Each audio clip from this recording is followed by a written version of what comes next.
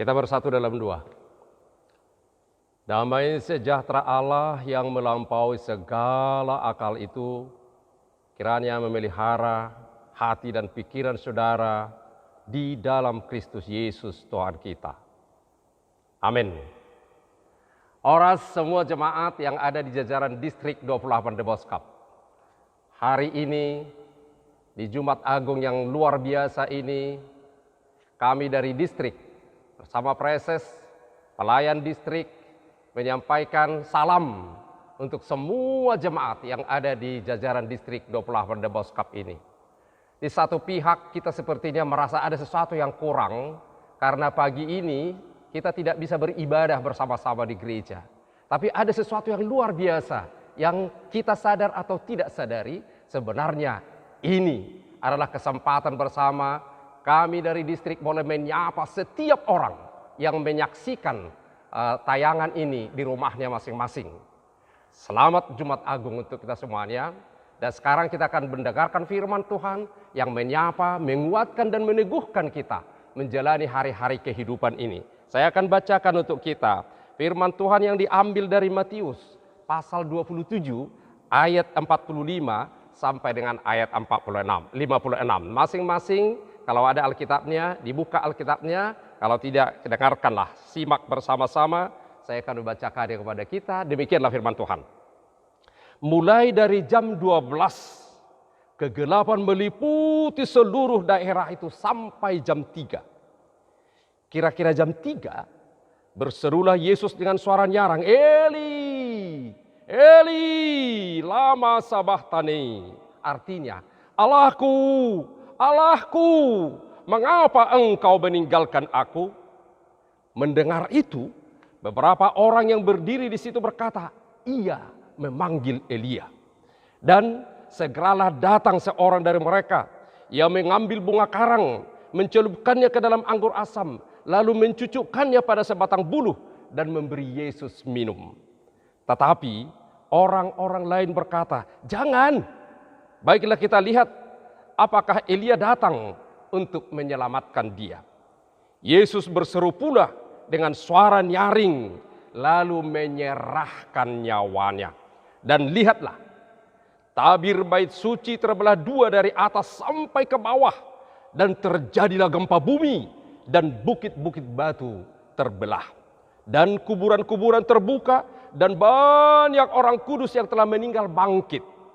Dan sesudah kebangkitan Yesus, mereka pun keluar dari kubur, lalu masuk ke kota kudus dan menampakkan diri kepada banyak orang. Kepala pasukan dan prajurit-prajuritnya yang menjaga Yesus menjadi sangat takut ketika mereka melihat gempa bumi dan apa yang telah terjadi. Lalu berkata, sungguh ia ini adalah anak Allah. Dan ada di situ banyak perempuan yang melihat dari jauh, yaitu perempuan-perempuan yang mengikuti Yesus dari Galilea untuk melayani dia. Di antara mereka terdapat Maria Magdalena dan Maria ibu Yakobus dan Yusuf dan ibu anak-anak Zebedeus. Demikian firman Tuhan. Jumat Agung luar biasa. Kenapa Jumat Agung? Padahal di hari ini, di hari Jumat Agung yang kita sebut Jumat Agung ini, justru disitulah puncak kebiadaban manusia. Manusia mempertontonkan ketidakmanusiawiannya. Kenapa? Karena mereka melihat penderitaan menjadi tontonan. Itu dipertontonkan di Golgota. Mereka melihat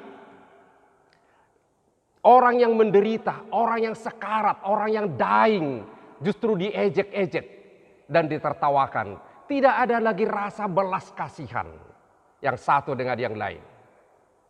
Semua lapisan, ada orang banyak, ada tentaranya, ada pejabat-pejabat agama, ada pemerintah, semua lapisan ternyata saudara-saudara telah menunjukkan kemanusiawiannya yang menghilang. Sepertinya gelap gulita 3 jam. Itu menunjukkan apa? Kegelapan sepertinya menang atas kehidupan. Kegelapan sepertinya menang atas terang. Itu satu sisi. Tapi ada satu sisi lain. Ternyata di puncak kegelapan, kasih tidak terkalahkan oleh kekuatan apapun. Disitulah Yesus mempertontonkan, disitulah Yesus memperlihatkan bahwa tidak ada satu kekuatan apapun yang bisa membatalkan cintanya kepada dunia ini.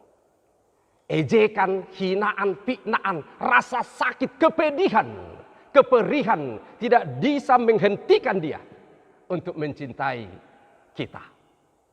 Di Golgota, di saat kegelapan berkuasa 3 jam, justru di situ kasih menunjukkan kemenangannya. Salah satu dari 7 perkataan Yesus yang luar biasa dari salib. Ampunilah mereka, karena mereka tidak tahu apa yang mereka lakukan. Kasih menang. Salib menyerap semua kebencian.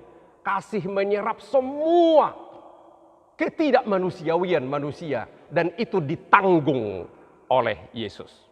Di salib itu, Yesus berkata, sudah selesai. Di salib itu, Yesus berkata dalam bahasa Yunani, tetelestai. Sudah selesai. Apa yang diselesaikan Yesus di salib? Itu makanya Jumat menjadi Jumat Agung. Bukan Jumat kepedihan, tapi Jumat Agung. Kenapa? Karena di Golgota, Yesus telah menyelesaikan tugasnya. Tugas yang diselesaikan itulah yang menjadi keuntungan bagi kita, bagi seluruh jemaat yang percaya kepada Yesus. Jemaat yang diberkati Tuhan, dalam Yohanes 4 ayat 34, Yesus pernah berkata, anak manusia datang untuk menyelesaikan pekerjaan yang diberikan Bapakku kepadaku.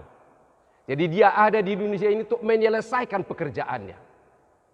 Dan pada saat disalib, dia berkata, sudah selesai, tetelestai. Dia menyelesaikan tugasnya. Kalau kita di dunia, jarang yang telah berkata pada saat kematiannya, sudah selesai. Sering kita dengarkan masih ada tugasnya yang belum terselesaikan. Aduh, masih banyak harusnya yang belum diselesaikan. Tapi Yesus pada saat disalib dia berkata, tetelestai, sudah selesai. Apa yang diselesaikan untuk kita? Ada 5 hal yang diselesaikan Yesus untuk kita. Yang diselesaikan di kayu salib untuk kita. Dan itu menjadi berkat untuk kita. Yang pertama, di salib itu, makanya dia menjadi Jumat Agung, dia telah menyelesaikan, membayar hukuman, dan membatalkan hutang kita. Di salib itu, dia membayar hukuman yang harusnya kita menanggungnya. Dia membatalkan seluruh hutang kita. Firman Tuhan dalam berkata, hukum Musa tidak dapat menyelamatkan kita karena sifat dosa. Tetapi Tuhan memperlakukan rencana yang berbeda untuk menyelamatkan kita. Dia mengirim anaknya sendiri dalam tubuh manusia seperti kita. Dan menyerahkan putranya sebagai korban untuk dosa-dosa kita. Roma 8 ayat 3 dan 4. Tuhan melakukan ini sehingga persyaratan hukum akan sepenuhnya tercapai untuk kita. Ibrani 9:15. Kristus mati untuk membebaskan manusia dari hukuman atas dosa-dosa yang mereka lakukan di bawah perjanjian yang pertama itu. Kolose 2:14. Tuhan menghapus semua tuduhan dan membatalkan catatan setiap kali kita tidak mematuhi perintah-perintah Tuhan Yesus. Yesus mengambil kesalahan kita pada tubuhnya sendiri dan memakukannya pada kayu salib. Ibrani 5:19. Setelah Yesus selesai menyelesaikan tugasnya, tetelestai di kayu salib, ia menjadi sumber keselamatan kekal bagi semua orang yang percaya kepadanya. Jadi Yesus di kayu salib, Yesus telah menyelesaikan semua hutang dosa kita. Dia membatalkan semua hutang kita. Sekarang kita menjadi orang yang bebas. Ada lagu kita yang berkata seperti ini,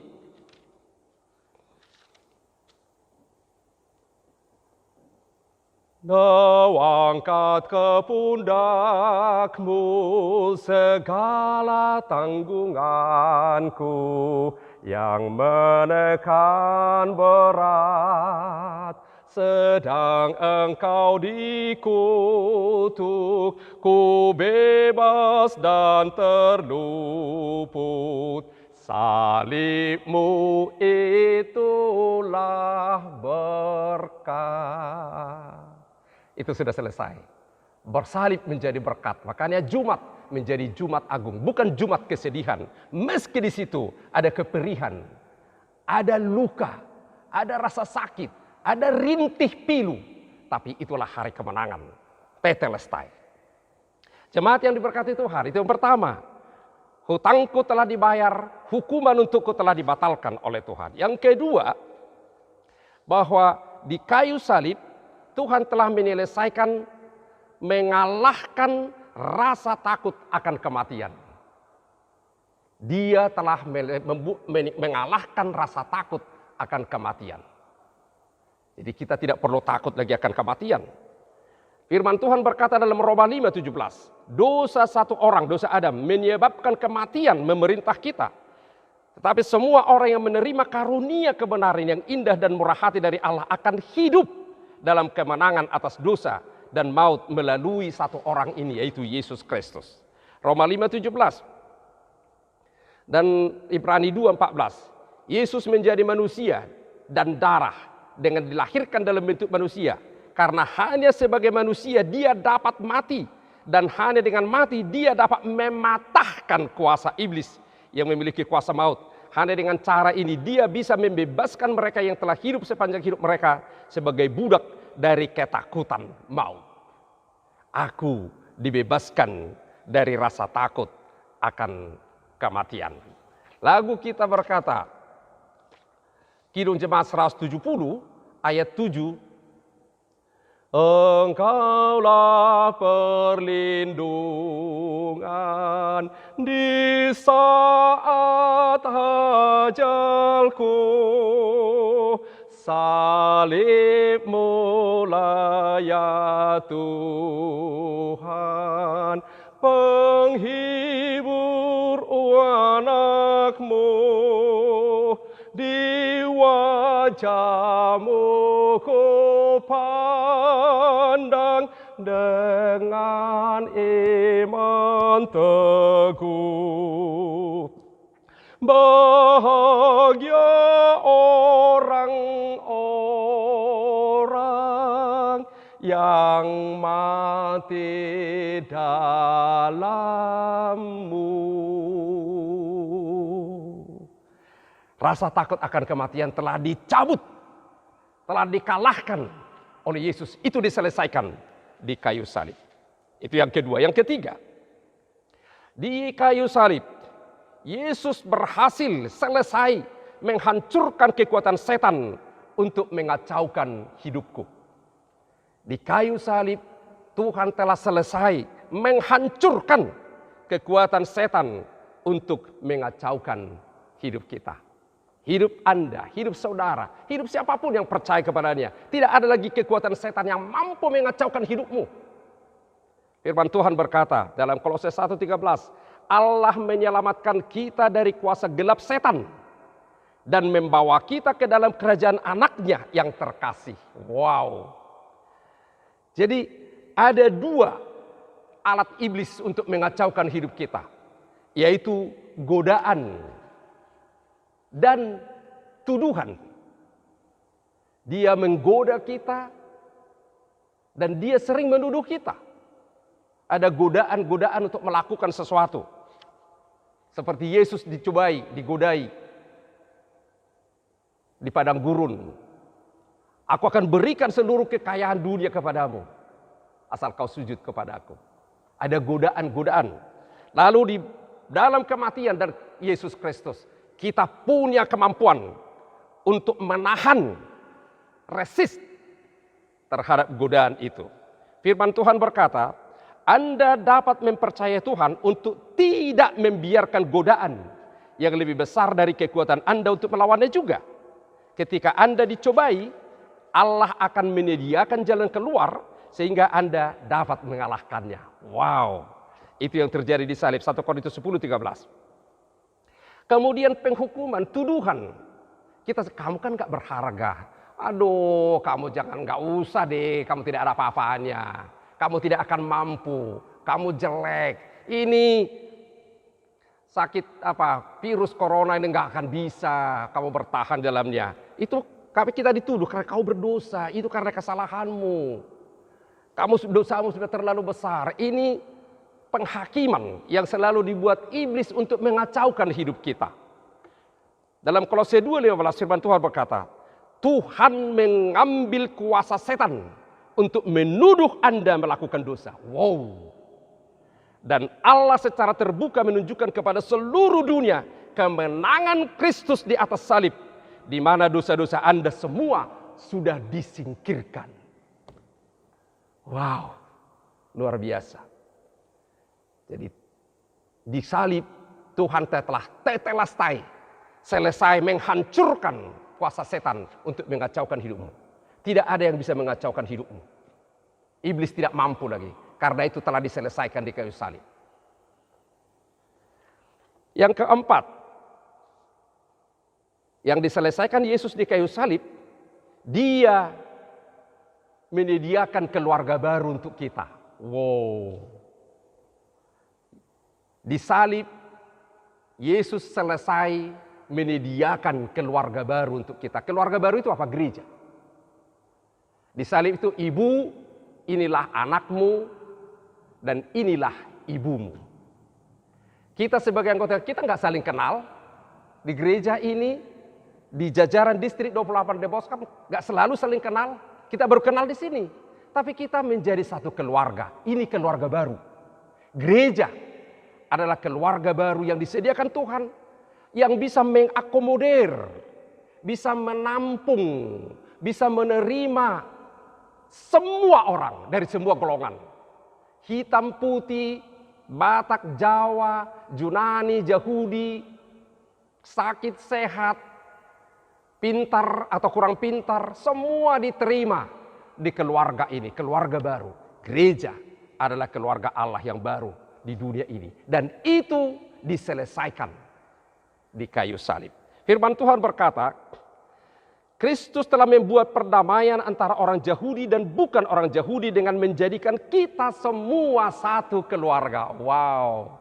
Kita sekarang satu keluarga, bukan hanya Panjaitan yang satu keluarga. Semua marga, semua ras, semua suku sekarang menjadi satu keluarga. Setiap orang percaya menjadi keluarga Allah. Dia menjadikan kita satu keluarga, menghancurkan tembok permusuhan yang memisahkan orang-orang. Efesus 2:14-19. Sekarang kita tidak lagi dianggap orang asing atau orang luar, tapi kita semua bisa menjadi sesama warga negara dan anggota keluarga Tuhan. Wow. Kita bukan penompang. Kita bukan orang asing. Kita semua di sini adalah satu keluarga, keluarga Allah. Meski saya tidak mengenal Bapak yang ada di Sukabumi, yang ada di Bincarung, yang ada di Ciluar, yang ada di Cibinong, yang ada di Depok 1, Depok 2, Depok Timur, dan seterusnya. Saya tidak selalu bisa kenal, tapi kita adalah satu keluarga. Itu hanya bisa terjadi di kayu salib. Yang kelima, apa yang diselesaikan Yesus di kayu salib? Yesus telah menyelesaikan dan menjamin keselamatan kita untuk selama-lamanya. Yesus telah menyelesaikan keselamatan dan menjamin itu menjadi milik kita selama-lamanya di kayu salib. Jadi keselamatan kita telah tersedia. Disediakan oleh Yesus dan itu selesai di kayu salib. Tetelestai. Firman Tuhan berkata dalam Filipi 1:6, Anda dapat yakin akan hal ini. Allah yang memulai pekerjaan baiknya di dalam diri Anda akan melanjutkan pekerjaannya di dalam diri Anda sampai akhirnya selesai pada hari Kristus. Dalam ayat Efesus 2:8, Sebab karena kasih karunia kamu diselamatkan oleh iman. Itu bukan hasil usahamu, tapi pemberian Allah. Wow. Jadi ini anugerah, bukan hasil usaha. Ini adalah karya Yesus yang diselesaikan di kayu salib. Itulah keuntungan-keuntungan yang menjadi milik kita karena diselesaikan Yesus di kayu salib di Golgota. Masih ingat apa untung kita? Untuk kita yang pertama, bahwa segala hutangku telah dibayar dan telah dibatalkan oleh Yesus. Aku harusnya yang menanggung dosa itu, tapi itu ditanggung oleh Yesus. Yang kedua, Yesus melalui salib, Yesus telah mengalahkan rasa takut akan kematian. Roma 14 ayat 8 berkata, kalau aku hidup di dalam Tuhan. Kalau aku mati dalam Tuhan. Jadi, baik hidup maupun mati, aku tetap ada dalam Tuhan. Jadi kita nggak takut kematian. Tapi janganlah buru-buru mau mati ya. Jangan dong. Tapi kita tidak pernah takut lagi kematian. Karena kematian telah dikalahkan oleh Yesus. Rasa takut terhadap kematian telah dikalahkan, telah selesai di kayu salib. Yang ketiga, apa yang diselesaikan Yesus di kayu salib? Dia telah menghancurkan kekuatan setan untuk mengacaukan hidupmu. Jadi ingat itu. Itu sudah selesai. Jangan lagi mau kalah kepada godaan. Jangan mau kecil hati karena tuduhan. Karena penghakiman. Tidak ada yang berhak menghakimi kita. Karena Yesus telah membenarkan kita di kayu salib. Yang keempat, dia telah menyediakan satu keluarga baru untuk kita. Keluarga yang kekal, gereja. Keluarga saya sebagai Panjaitan akan berakhir ketika saya sudah mati. Keluarga kita juga akan berakhir ketika itu sudah mati. Tapi keluarga gereja saya akan kekal selama-lamanya. Keluarga bisa gonta-ganti, tapi gereja kekal selama-lamanya. Kita ada di situ menjadi keluarga Allah, keluarga yang kekal. Dan yang kelima, di kayu salib Tuhan telah menyelesaikan keselamatan dan menjamin keselamatan untukku selama-lamanya. Ada jaminan keselamatan kekal. Jangan ragu keselamatanmu, itu telah selesai di kayu salib. Tugas kita hanya menerima keselamatan. Terimalah keselamatan yang telah dikerjakan Yesus di kayu salib untuk kita semuanya. Jemaat yang diberkati Tuhan, itulah makanya Jumat itu menjadi Jumat Agung. Sekali lagi bukan Jumat kesedihan. Meski orang pada umumnya datang di Jumat Agung pakai baju gelap, sepertinya sedih. Tidak. Ini bukan kesedihan. Ini adalah kemenangan. Karena di salib Tuhan telah tetelestai. Dia menyelesaikan. Meski di tengah-tengah kegelapan, kasih-Nya telah menang. Itu dibuktikan di kayu salib dan itu akan kita rayakan lagi pada hari Paskah, hari Minggu yang akan datang. Saudaraku, di tengah kegelapan COVID-19 ini, Jumat Agung mau menguatkan kita. Jumat Agung menjadi penghiburan bagi kita. Belajar dari pasion Yesus sampai kepada Jumat Agung hari ini. Kita tidak perlu takut. Kita tidak perlu khawatir menjalani kehidupan. Karena Yesus ada bersama dengan kita. Dia telah memenangkan penderitaan-penderitaannya. Dia telah melalui semua rasa sakit, rasa pedih, rasa perih. Kesakitan yang tiada tara dia telah lalui. Dan dia menang. Bersama Yesus yang menang.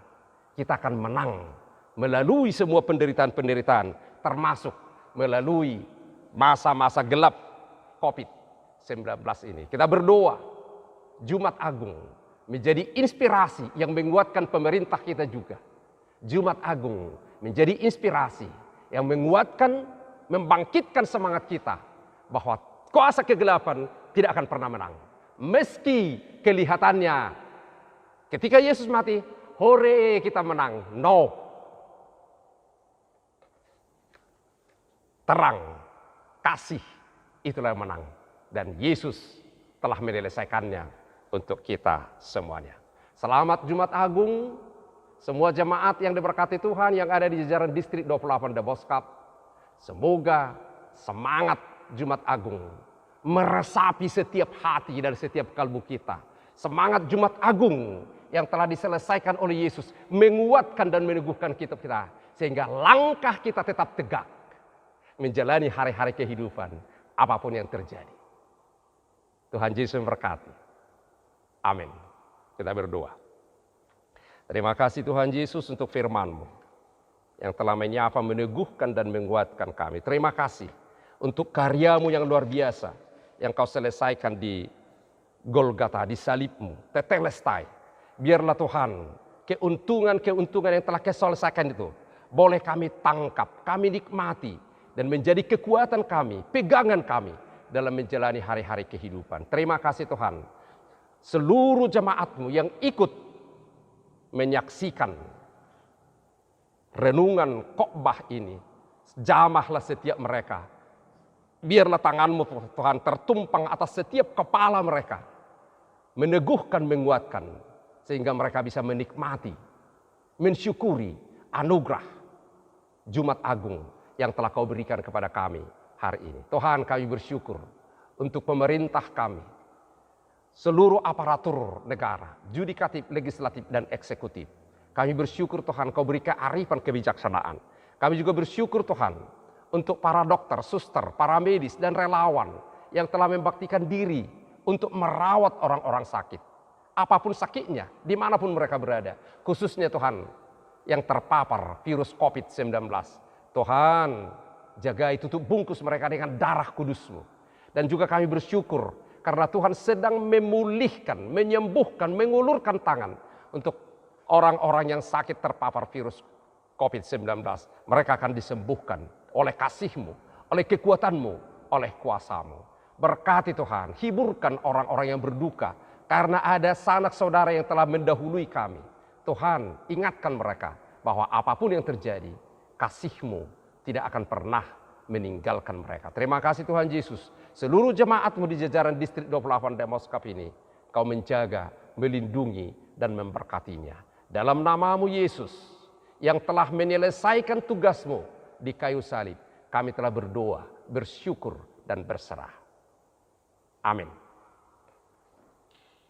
Jemaat yang diberkati Tuhan, untuk menyambut dan mengaminkan firman Tuhan, kita menyanyikan pujian dari buku nyanyian nomor 86 ayat 1 sambil menyerahkan persembahan syukur kita.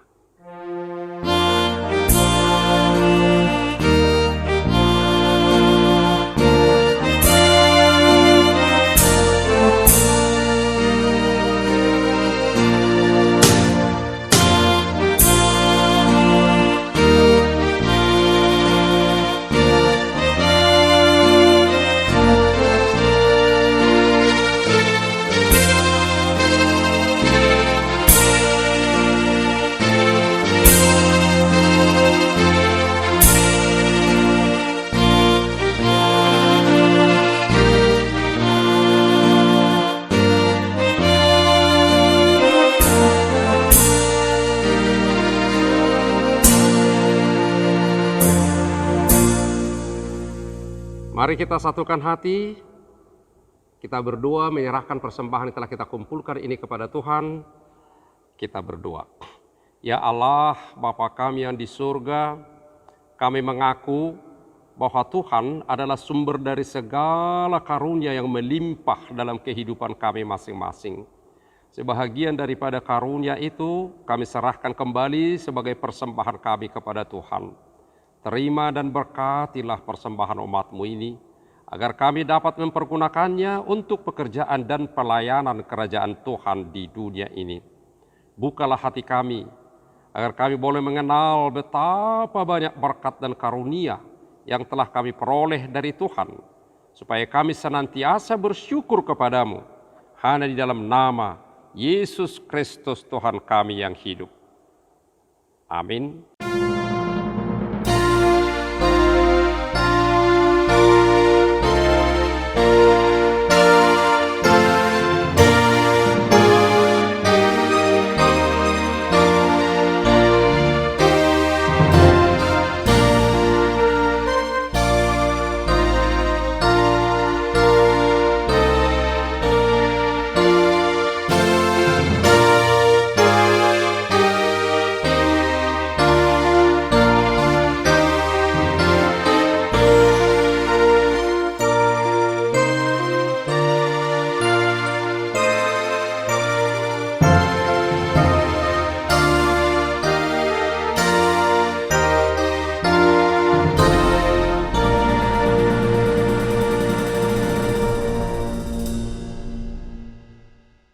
Kita berdoa. Ya Tuhan, Allah Bapa kami yang bertahta di atas segalanya, kasih-Mu jauh lebih besar dari kasih ibu bapa kepada anak-anaknya. Anugerah kasih-Mu tak ternilai, karena anak-Mu yang tunggal Engkau utus menjadi manusia, menderita sengsara, dihina, dan disesah hingga disalibkan dan mati untuk kami. Segala hutang dosa kami telah dihapuskan dan diselamatkan dari kuasa dosa, maut, dan iblis. Sebab itu kami puji nama-Mu yang kudus, karena kematiannya kami didamaikan dan dipersatukan dengan Allah Bapa. Ya Tuhan Yesus Kristus, domba Allah yang menanggung segala dosa kami dan dosa seluruh umat manusia. Terima kasih kepadamu dan terpujilah Engkau selama-lamanya. Peliharalah jemaat-Mu yang Engkau tebus dan yang Engkau satukan. Teguhkan bagi kami keampunan dosa dan damai yang Engkau anugerahkan. Kuduskanlah kami agar dapat dipersatukan di dalam persekutuan yang kudus di sorga. Salibkan kemanusiaan lama kami, yang lama dengan segala keinginan yang tidak baik di dalamnya, agar kami kudus menghadap Bapa di sorga. Kami berserah kepadamu dan membuka hati kami untuk-Mu. Kami adalah milik-Mu dan Engkau adalah milik kami. Dan jangan biarkan kami terpisah dari sisi-Mu, serta dan persatukanlah Engkau dengan kami. Kuatkan iman kami kepadamu, agar tetap teguh sampai akhir hidup kami. Sertailah seluruh anggota jemaat-Mu yang memberitakan kasih dan jalan kehidupan yang Engkau perbuat. Ya Tuhan, walaupun mati ataupun hidup, Engkaulah Raja dan Tuhan kami. Kasihanilah kami, ingatlah kami di dalam kemuliaan-Mu, dan bawalah kami ke dalam kesentosaan bersama dengan Allah di surga. Amin. Bapa kami yang di surga, dikuduskanlah nama-Mu, datanglah kerajaan-Mu. Jadilah kehendak-Mu di bumi seperti di sorga. Berikanlah kami pada hari ini makanan kami yang secukupnya, dan ampunilah kami akan kesalahan kami, seperti kami juga telah mengampuni orang yang bersalah kepada kami. Dan janganlah membawa kami ke dalam pencobaan, tetapi lepaskanlah kami daripada yang jahat.